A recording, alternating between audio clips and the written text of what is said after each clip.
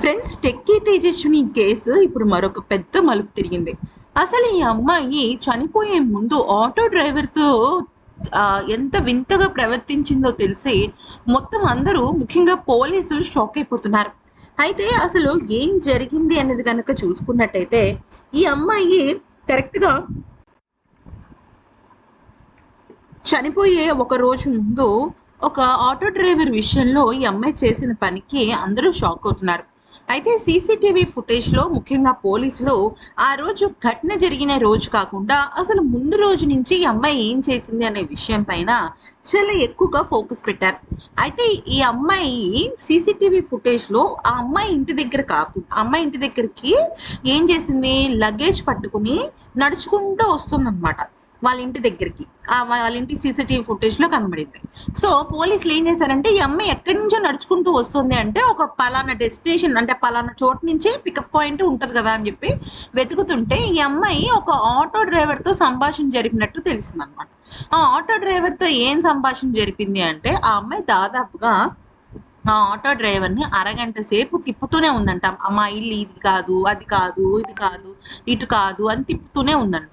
అయితే ఆ auto driver ఎక్కడికి తీసుకెళ్లాలో చెప్పమ్మా కరెక్ట్గా అంటే, నాకు తెలియటం లేదు అని చెప్పేసి కాసేపు బండి ఆపి అటు ఇటు చూసేసరికి ఆ ఆటో డ్రైవర్ మామూలుగా తన ఫోన్ చూసుకుంటుంటే ఆ ఆటో డ్రైవర్ ఫోన్లో ఒక పాప ఫోటో కనపడింది. ఈ పాప ఎవరు అని అడిగితే, ఈ పాప మా పాపే, నేను ఫోటోగా పెట్టుకున్నానంటే చాలా క్యూట్గా ఉంది, ఒక్క నిమిషం ఆగు నేను కూడా ఫోటో తీసుకున్నానని చెప్పేసి ఆటో డ్రైవర్ కూతురు ఫోటో తీసుకుంది.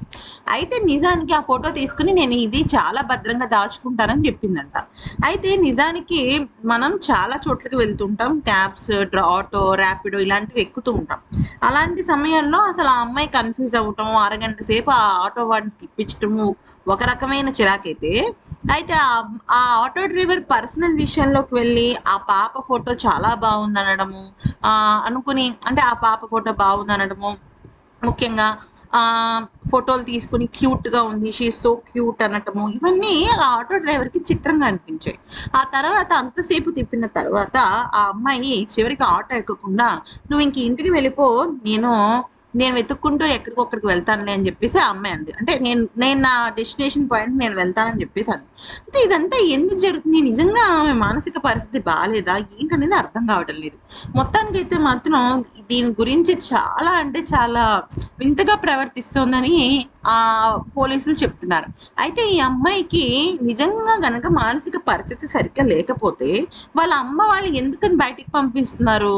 అట్లీస్ట్ వాళ్ళ అమ్మగారైనా తోడు రావాలి కదా. ఇప్పుడు మా చిన్న పిల్లలు ఉన్నారండి, చిన్న పిల్లలతో మనం తోడుగా వెళ్తాము, లేదు కొద్దిగా మానసికంగా సరిగ్గా లేని వాళ్ళతో మనం తోడు వెళ్తాము.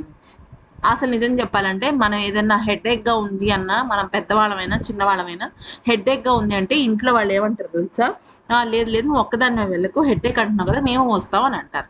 అలాంటిది మరి నిజంగా ఆమెకు మానసిక పరిస్థితి బాగోకపోతే వాళ్ళ అమ్మగారు ఎందుకు తోడు రావట్లేదు? అది కూడా నైట్ టైము, లగేజ్ పట్టుకుంది, పాపం కొత్త ఊరికి, ఆ ఏరియాకి కొత్త, అలాంటప్పుడు ఎవరో ఒకళ్ళు ఉండాలి కదా. ఎక్కడో తేడా కొడుతుంది.